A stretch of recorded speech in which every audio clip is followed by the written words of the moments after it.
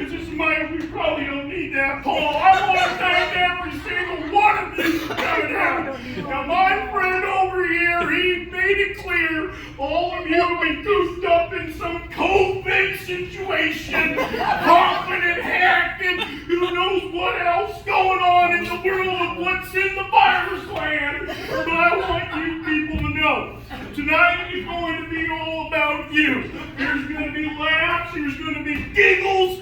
I don't want to see a sad-looking face anywhere.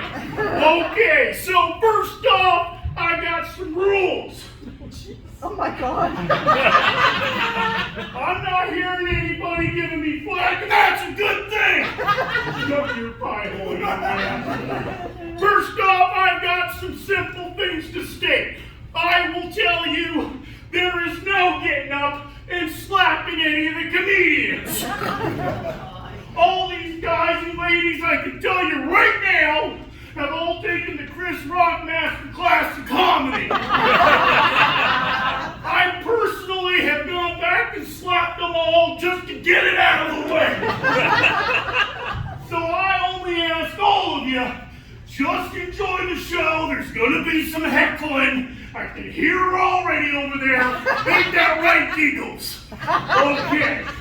So now we feel good about ourselves. We feel very motivated about what's going to happen. The kids are going to learn, you're going to get a laugh, and I'm going to go get some pizza. All right, and if you don't pay attention, you don't do what's important here tonight, folks, you'll be eating a steady diet of government cheese, living in a van down by the river. All right. Woo!